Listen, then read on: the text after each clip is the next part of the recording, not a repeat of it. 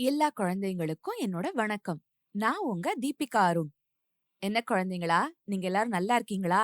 உங்க எல்லார்கிட்டயும் நான் உங்களுக்கு ரொம்ப புடிச்சவங்க யாருன்னு கேட்டா என்ன சொல்லுவீங்க? உங்க அம்மான்னு தானே? உங்க அம்மா உங்க கூடவே இருந்தா தான் உங்களுக்கு எப்பவும் தைரியமா, நிம்மதியா, பத்திரமா இருக்கிற மாதிரி தோணும் இல்லையா? எப்பவாவது நீங்க ரொம்ப குட்டியா இருக்கும்போது, ராத்திரியில யாரும் துணைக்கு இல்லாம வீட்ல தனியா இருந்திருக்கீங்களா? இல்ல தானே? உங்க அம்மா உங்க கூட துணைக்கு இல்லாட்டா ரொம்ப பயமா இருக்கும்ல? அப்படி தனியா இருக்கும்படி ஆன ஒரு குட்டி பொண்ணோட அம்மாவோட கதையத்தான் நான் இன்னைக்கு உங்களுக்கு சொல்லப் போறேன். இந்த கதைய சொன்னது யார் தெரியுமா? அம்மான்னு பக்தர்கள்லாம் கூப்பிடுற மாதா அமிர்தானந்தமயி தேவி அவங்க. சரி, கதை கேட்க தயாரா? முன்னொரு காலத்துல ஒரு சின்ன கிராமத்துல ஒரு பால்கார அம்மா இருந்தாங்க. அவங்களுக்கு ஒரு குட்டி பொண்ணு இருந்தா. பால்கார அம்மாவோட கணவர் உயிரோட இல்ல. அந்த குட்டி பொண்ணுக்கு ஒரு கால் சரியில்ல. அதனால அவளால வீட்டை விட்டு எங்கேயும் ஓடி போய் விளையாட முடியாது. அந்த பால்கார அம்மா கிட்ட 2 பசுமாடு இருந்தது. அவங்க தினம் தினம் தன்னோட பசுமாட்ட கறந்து, கறந்த பால பக்கத்துல இருந்த ராஜாவோட கோட்டைக்குள்ள போயி, அங்க கோட்டைக்குள்ள பத்திரமா இருக்கிற மந்திரிகள், போர் வீரர்கள், அதிகாரிகள் வீடுகள்ல கொண்டு போய் வித்து பணம் சம்பாதிச்சு குடும்பத்த நடத்துனாங்க. மாடுகளையும் கவனமா பாத்துக்கிட்டாங்க. அந்த ராஜாவோட கோட்டை ஒரு குன்று மேல இருந்தது. பால்கார அம்மாவோட வீட்ல இருந்து நடந்து போய் படி வழியா குன்று மேல ஏறி கோட்டைக்கு போய் சேர்றதுக்கே ரொம்ப நேரம் ஆயிடும். அப்புறம் அங்க போய் வீடு வீடா பால், தயிர், வெண்ணெய் எல்லாம் வித்துட்டு, பின்ன வீட்டுக்கு வேண்டிய மளிகை சாமான், மாடுகளுக்கு புண்ணாக்கு, இப்படி சாமான்லாம் வாங்கிட்டு அந்த பால்காரம்மா வீடு திரும்புறதுக்கு சாயங்காலம் ஆயிடும். அது வரைக்கும் குட்டி பொண்ணு தனியா தான் இருப்பா. சொப்பு சாமான் வச்சுக்கிட்டு தானே விளையாடுவா, கண்ணுக்குட்டிகளோட விளையாடுவா, அதுங்க கூட ஏதாவது பேசிட்டு இருப்பா. பசிக்கும் போது அம்மா சமைச்சு வச்சுட்டு போனதை எடுத்து வச்சுக்கிட்டு தானே சமத்தா சாப்பிடுவா. ஒரு தூக்கம் போடுவா. அப்புறம் அம்மா எப்படா வருவாங்கன்னு வாசலையே பாத்துக்கிட்டு உட்கார்ந்திருப்பா. அம்மா வந்து சேர்ந்ததும் தான் அவளுக்கு ரொம்ப குஷியாவும் சந்தோஷமாவும் இருக்கும். அம்மா வர தாமதமாயிட்டா அழுகழுகியா வரும்.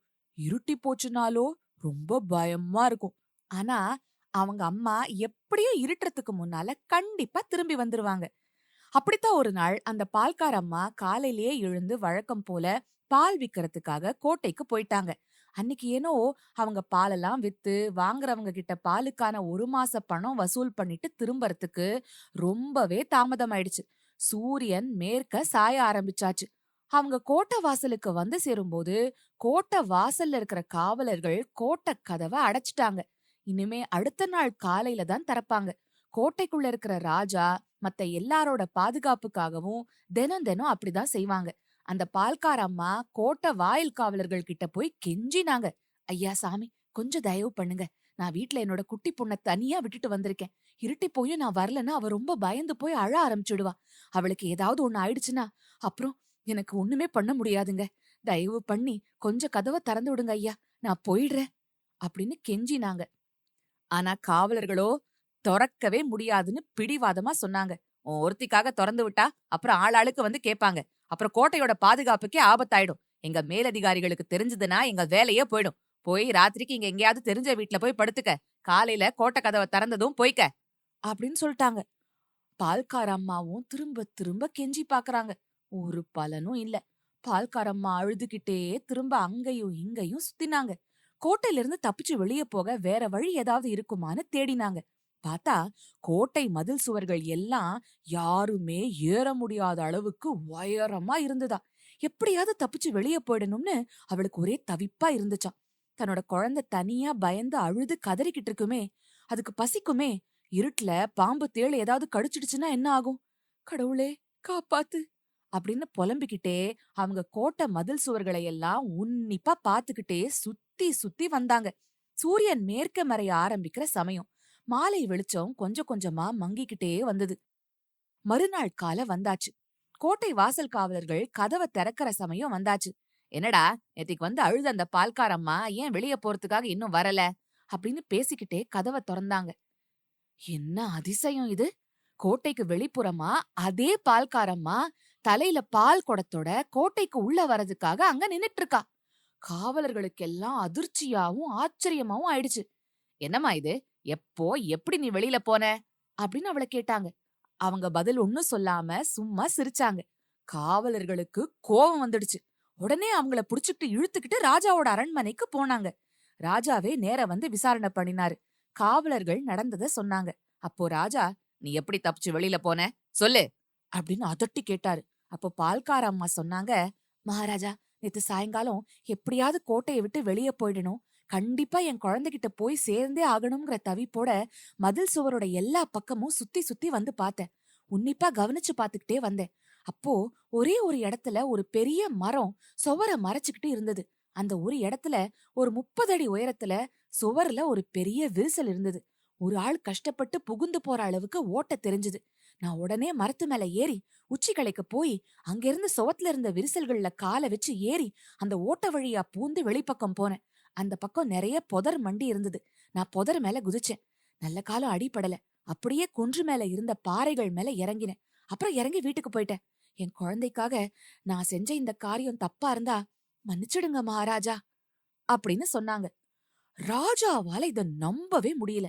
நம்ம கோட்டை சுவர்ல இப்படி ஒரு ஓட்டை இருந்தா கோட்டையோட பாதுகாப்புக்கே ஆபத்தாச்சே, எதிரிகள் பூந்து வந்துட வாய்ப்பு இருக்கே அப்படின்னு நினைச்சுக்கிட்டு தானே நேர போய் அந்த இடத்த பார்க்க கிளம்பினாரு. பால்கார அம்மா அவரை அந்த இடத்துக்கு கூட்டிட்டு போனாங்க. ராஜா ஒரு பெரிய ஏணி கொண்டு வர சொல்லி அதுல தானே ஏறி அந்த ஓட்டக்கிட்ட போய் எட்டி பார்த்தாரு. வெளியில புதர்களும் குன்றோட சரிவுகளும் தெரிஞ்சது. அந்த சரிவு ரொம்பவே ஆபத்தா இருந்தது. அங்கங்க பாறைகள் இருந்தாலும் ஒரு ஆளு அதுல அரை இருட்டுல இறங்கி போறது எத்தனை ஆபத்தானதுன்னு புரிஞ்சுது. ராஜாவுக்கு அந்த பால்கார அம்மாவோட தாய்மைய நினைச்சு பார்த்து கண்ணுல தண்ணி வந்துடுச்சு. தன் குழந்தைய தனியா தவிக்க விட்டுட கூடாதுங்கறதுக்காக அந்த வேகத்துல தன் உயிரையே பணைய வச்சு எப்படி ஒரு முயற்சியோட ஏறி இறங்கி குதிச்சுன்னு எப்படியோ தப்பிச்சு போயிருக்காங்க. ராஜா அந்த பால்காரம்மாவ அரண்மனைக்கு கூட்டிக்கிட்டு போய் அவளுக்கு பொன்னும் பொருளும் தாராளமா கொடுத்து பாராட்டினாரு. இனிமே இவங்க வீட்டுக்கு திரும்ப தாமதமாச்சுன்னா நீங்க கண்டிப்பா இவங்களுக்காக கோட்டை கதவை திறந்து விடணும் அப்படின்னு காவலர்களுக்கு உத்தரவும் போட்டாரு. என்ன குழந்தைங்களா, உங்களுக்கு இந்த கதை பிடிச்சிருந்துச்சா? இந்த பால்கார அம்மா மாத்திரம் இல்ல, நம்ம எல்லாரோட அம்மாவும் நம்மளுக்காக என்ன வேணா பண்ணுவாங்க இல்ல? அப்படி இருக்கிற அம்மாக்கு நம்மளால எந்த விதத்துலலாம் உதவி பண்ண முடியுமோ நம்ம பண்ணணும். அவங்களுக்கு என்னைக்காவது உடம்பு சரியில்லாம போனா அவங்கள படுத்தாம அவங்களுக்கு தேவையான விஷயங்களை நம்ம பார்த்து பார்த்து தரணும். அவங்களுக்கு நம்மளால முடிஞ்ச சின்ன சின்ன உதவிகளை பண்ணணும். நம்ம அம்மா நம்ம சந்தோஷமா இருக்கணும், நம்ம நிம்மதியா இருக்கணுங்கிறதுக்காக எவ்வளவோ விஷயங்கள் பண்றாங்க. அதே அம்மா சந்தோஷமா இருக்கணும் அப்படிங்கறதுக்காக நாம நம்மளால முடிஞ்ச எல்லாத்தையும் பண்ணணும். சரியா குழந்தைகளா? அடுத்த முறை நான் உங்கள சந்திக்கும் போது நீங்க உங்க அம்மாக்காக என்னெல்லாம் வீட்ல பண்றீங்க அப்படின்னு சொல்றீங்களா? அது வரைக்கும் சிரிச்சுக்கிட்டு கிரிச்சுக்கிட்டு சந்தோஷமா இருங்க.